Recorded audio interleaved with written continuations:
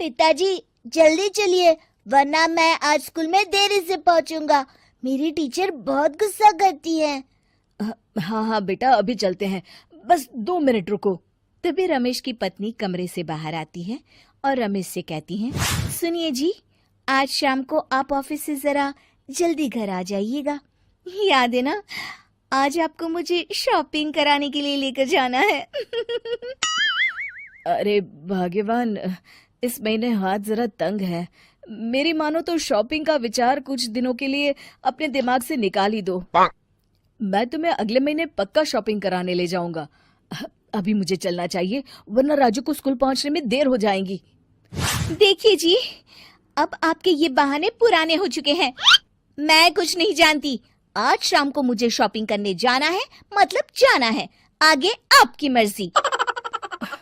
अच्छा ठीक है भाग्यवान, अब तुम पूरा घर सर पर मत उठाओ, मैं कुछ करता हूँ। इतना कहकर रमेश अपने बेटे राजू को लेकर वहां से चला जाता है।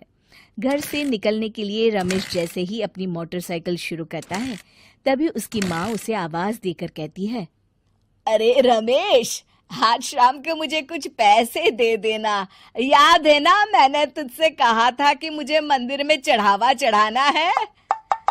अरे माँ, मेरी तनख्वाह आने में अभी 10 दिन बचे हैं। अभी मेरे पास बिल्कुल पैसे नहीं है। हाँ, मेरी तनख्वाह मिलते ही मैं तुम्हें पैसे दे दूंगा। रमेश की माँ चिढ़कर कहती हैं, अरे तेरा दिमाग तो खराब नहीं हो गया? मैंने तेरे भरोसे मंदिर के पुजारी जी से वादा कर दिया है और तू कह रहा है कि पैसे नहीं है। अब मैं पुजारी जी को क्या जवाब दूंगी? तुझे तो मेरी इज्जत की भी कुछ परवाह नहीं है। अच्छा ठीक है माँ, अब तुम गुस्सा मत करो, मैं शाम तक कुछ इंतजाम करता हूँ। इतना कहकर रमेश वहां से चला जाता है। फिर दोपहर को जब रमेश अपने दफ्तर में बैठा होता है, तब उसे अपनी पत्नी और माँ की बातें याद आती हैं। रमेश अपने दफ्तर के एक साथी मोहन से कुछ रुपए उधार मांगता है। अरे भाई मोहन, मेरा एक छोटा सा काम कर दो, मुझे कुछ रुपयों की सख्त जरूरत है। मुझे कुछ दिनों के लिए क्या तुम रुपए उधार दे सकते हो? अरे रमेश भाई, मैं तुम्हें पैसे उधार तो दे सकता हूँ, लेकिन मुझे वक्त पर पैसे लौटा देना। वैसे भी मेरा मानना है कि दोस्ती यारी में कभी पैसों का व्यवहार नहीं करना चाहिए। ये कहावत तो तुमने सुनी ही होगी कि उधार प्रेम की कैंची है। मैं नहीं चाहता कि पैसों को लेकर हमारा रिश्ता खराब हो। अरे मोहन, तुम बिल्कुल चिंता मत करो, मैं तुम्हारे पैसे वक्त पर लौटा दूंगा। फिर मोहन रमेश को पैसे दे देता है। शाम को घर आकर रमेश कुछ पैसे अपनी माँ को देता है और साथ ही अपनी पत्नी को भी शॉपिंग कराने बाजार लेकर जाता है। रमेश की पत्नी और उसकी माँ का स्वभाव जरूरत से ज्यादा खर्चीला होने के कारण दोनों हमेशा बेवजह पैसे खर्च करती हैं। फिर एक दिन, सुनिए जी, अगले हफ्ते हमने छुट्टियों में कहीं बाहर जाने का प्लान बनाया था। आपने पैसों का इंतजाम कर लिया ना? अरे अभी कहाँ, अभी तो मेरे पास बिल्कुल पैसे नहीं है। हम कभी और चले जाएंगे। देखिए जी, मैंने सभी सहेलियों से कह दिया है कि मैं बाहर घूमने जा रही हूँ। अगर मैं नहीं गई तो सब मुझ पर हंसेंगी। आप कहीं से भी पैसों का इंतजाम कीजिए जी। इतना कहकर रमेश की पत्नी वहां से चली जाती है। वहीं दूसरी तरफ रमेश की माँ भी तीर्थ यात्रा जाने की जिद करती है और रमेश से पैसे मांगती है। फिर अगले दिन रमेश एक सेठ से पैसे उधार लेकर अपनी पत्नी और बेटे को घुमाने ले जाता है और अपनी माँ को भी तीर्थ यात्रा पर भेज देता है। लेकिन जैसे ही रमेश अपनी छुट्टियां बिताकर वापस आता है, कर्जदार उसका जीना मुश्किल कर देते हैं। इतना ज्यादा कर्ज एक साथ अपने ऊपर देख रमेश काफी परेशान रहने लगता है।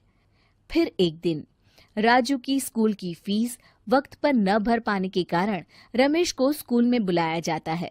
स्कूल के प्रिंसिपल साहब रमेश को सख्त हिदायत देते हैं कि अगर वक्त पर स्कूल की फीस नहीं भरी गई तो उनके बेटे का नाम स्कूल से काट दिया जाएगा। अपने बेटे की स्कूल की फीस भरने के लिए रमेश अपने दोस्त गिरधारी से कुछ पैसे उधार ले लेता है और स्कूल की फीस भर देता है। रमेश की माँ और उसकी पत्नी खर्चे और घर की जिम्मेदारी संभालते संभालते धीरे धीरे रमेश पूरी तरह कर्ज में डूब जाता है और तभी एक दिन दफ्तर में काम करते समय रमेश की तबीयत अचानक बिगड़ जाती है और वो बेहोश होकर गिर पड़ता है। उसे जल्दी से पास के एक अस्पताल में भर्ती कराया जाता है। रमेश के घर वालों को ये बात पता चल जाती है तो वे सभी अस्पताल पहुंचते हैं। अस्पताल के डॉक्टर साहब उन्हें बताते हैं, देखिए, देर रात तक जागने और जरूरत से ज्यादा काम करने की वजह से इन्हें चक्कर आ गया था। बेहतर यही होगा कि इन्हें कुछ दिनों के लिए पूरी तरह आराम करने दिया जाए। रमेश की हालत देखकर उसके बेटे राजू को बहुत गुस्सा आता है और वो अपनी दादी और माँ से कहता है, माँ, दादी, मैं इतना छोटा हूँ, फिर भी मैं इतना समझता हूँ कि पिताजी दिन रात दफ्तर में काम करके पैसे कमाते हैं। पिताजी अकेला पूरा घर संभालते हैं और आप दोनों अपने फिजूल के खर्चों के लिए उन पर दबाव डालते रहते हैं। आज पिताजी की हालत के जिम्मेदार तो आप दोनों हैं। राजू की समझदारी भरी बातें सुनकर रमेश की माँ और पत्नी को अपनी गलती का एहसास होता है और दोनों की आंखों में आंसू आ जाते हैं। फिर कुछ दिनों के बाद रमेश की तबीयत एकदम अच्छी हो जाती है और वो पहले की तरह अपने काम पर जाने लगता है। रमेश की माँ और पत्नी अब उसे किसी प्रकार की कोई तकलीफ नहीं देते और ना ही उससे किसी चीज की मांग करते हैं। फिर देखते ही देखते रमेश अपने कर्ज के सारे पैसे चुका देता है। उसकी जिंदगी पहले की तरह अच्छी हो जाती है और वो अपने परिवार के साथ खुशी खुशी रहने लगता है। शिक्षा, हमारे रिश्ते एक तराजू की तरह होते हैं जिसकी दोनों ओर जिम्मेदारी और समझदारी का वजन बराबर होना चाहिए।